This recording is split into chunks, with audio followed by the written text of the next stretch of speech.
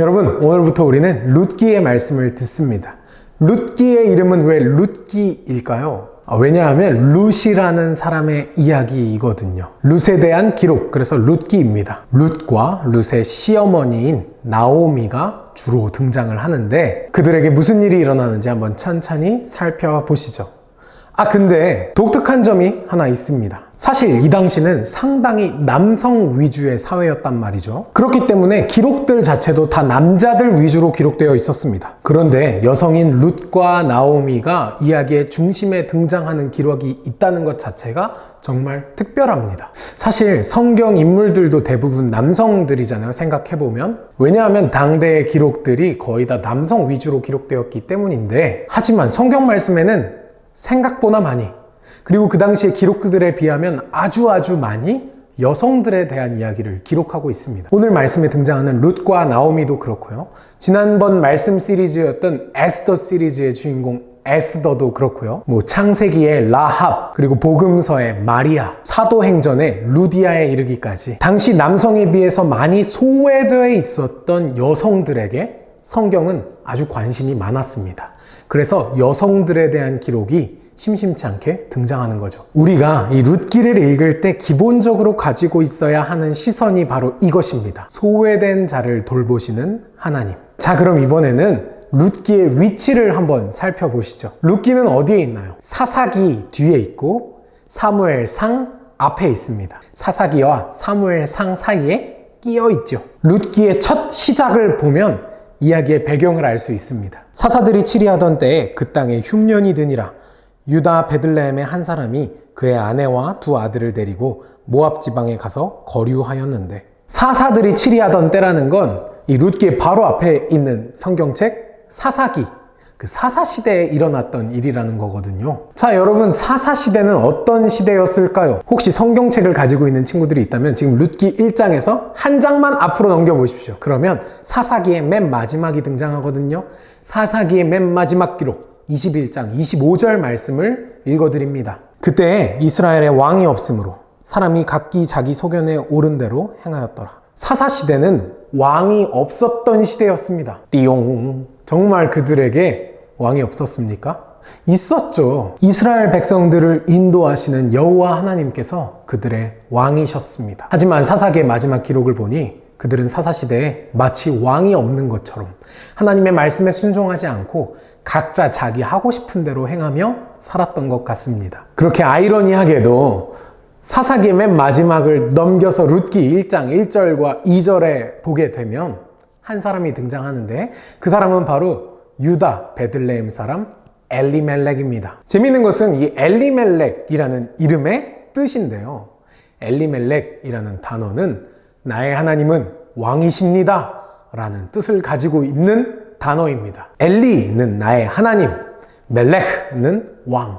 그래서 나의 하나님은 왕이다, 이런 뜻인데요. 그러니까 진짜 웃긴 거죠. 여러분, 이게 이해가 되십니까? 히브리어로 성경책을 읽고 있는데 사사기의 맨 마지막에 이렇게 끝난 거예요. 그때 왕이 없었다 이스라엘에. 그래놓고 바로 다음 넘기니까 룻기가 시작되는데 룻기에는 바로 엘리멜렉이라는 단어가 등장하고, 이 엘리멜렉이라는 뜻은 나의 하나님은 왕이다 라는 이름의 뜻을 가졌다는 거잖아요.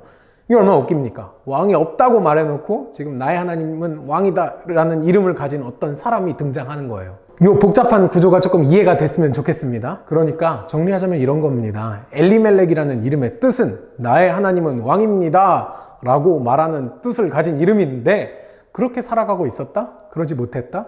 그러지 못했다. 이스라엘 전체가 왕이 없이 살아가는 것처럼 각기 소견에 옳은 대로 행하고 있었습니다. 이 엘리멜렉도 그랬겠죠. 자, 이제 본격적으로 이 엘리멜렉의 가족에게 어떤 일이 일어났는지를 한번 보시죠. 엘리멜렉은 아내와 두 아들과 함께 흉년을 피해서 모압 땅으로 갔습니다. 그리고 모압 땅에 도착한 지 얼마 안 되어 엘리멜렉은 죽게 되었습니다. 두 아들은 모압 땅에서 이방 여인들을 만나서 결혼을 했어요.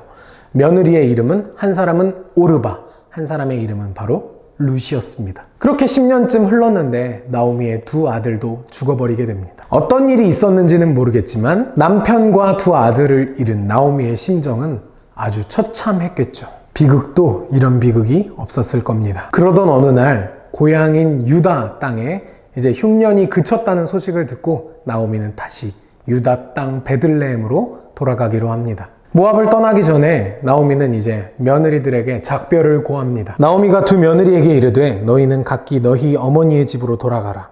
너희가 죽은 자들과 나를 선대한 것 같이 여호와께서 너희를 선대하시기를 원하며 여호와께서 너희에게 허락하사 각기 남편의 집에서 위로를 받게 하시기를 원하노라 하고 그들에게 입맞춤에 그들이 소리를 높여 울며.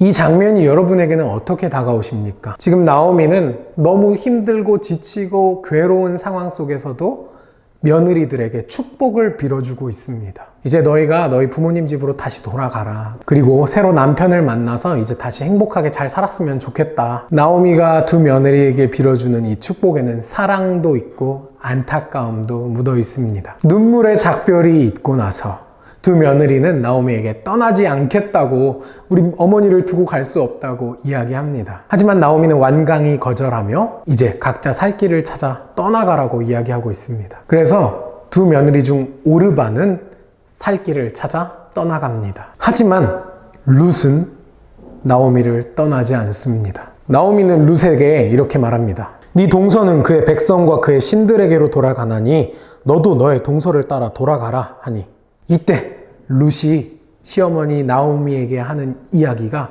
오늘 말씀의 하이라이트입니다. 룻이 이르되 내게 어머니를 떠나며 어머니를 따르지 말고 돌아가라 강건하지 마옵소서.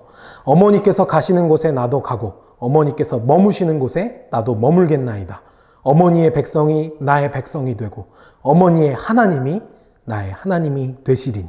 여러분, 룻의 이런 고백이 어떻게 여러분에게 다가오십니까? 룻은 지금 시어머니와 함께 하겠다는 굳은 다짐을 말하고 있지만 동시에 어머니의 하나님이 나의 하나님이 될 것이라고 신앙 고백을 하고 있습니다. 어머니의 하나님이 이제는 내 하나님입니다 라고 말하면서 이스라엘의 여호와 하나님께 신앙 고백을 올려드리고 있습니다. 룻의 신앙 고백은 17절에 이르러 절정에 달합니다. 어머니께서 죽으시는 곳에 나도 죽어 거기 묻힐 것이라. 만일 내가 죽는 일 외에 어머니를 떠나면 여호와께서 내게 벌을 내리시고 더 내리시기를 원하나이다 하는지라. 할렐루야. 룻은 이제 이스라엘의 여호와 하나님이 나의 여호와 하나님이라고 이야기하고 있습니다. 모압 땅에도 신이 있었던 것 같습니다. 신들에게로 돌아가라라고 나오미가 이야기했었잖아요. 하지만 룻은 더 이상 모압 땅의 신들을 섬기지 않고 이스라엘의 여호와 하나님을 나 자신의 여호와 하나님으로 모시겠노라고 신앙 고백을 하며 강한 마음을 시어머니에게 어필하고 있습니다. 룻의 이러한 굳은 결심을 듣고서 나오미는 며느리 룻을 데리고 베들레헴으로 향해 떠나갑니다. 여러분, 엘리멜렉의 이름의 뜻이 뭐라고 했었죠? 나의 하나님은 왕이시다. 여러분, 근데 나오미의 이름 뜻은 무엇인지 아십니까? 나오미라는 뜻은 기쁨, 희락이라는 뜻을 담고 있는 단어입니다.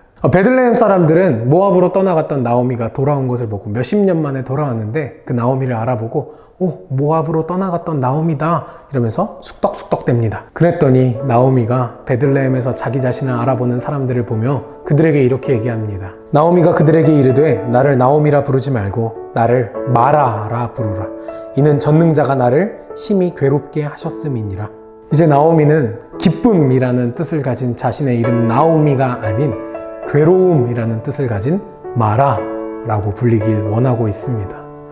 얼마나 그의 삶이 힘들었는지, 자신의 이름마저도 버리고 싶을 정도로 얼마나 힘들었는지를 생각해보게 하는 지점이죠. 슬프고 괴로운 여인 나오미, 그리고 남편을 잃고 멀리 이방 땅으로 온 룻, 이 두 소외된 여인에게 하나님께서는 어떤 일을 계획하고 계실까요? 하나님께서는 잊지 않으시고 버리시지 않으시고 그들을 위해서 놀라운 계획을 그리고 계셨습니다.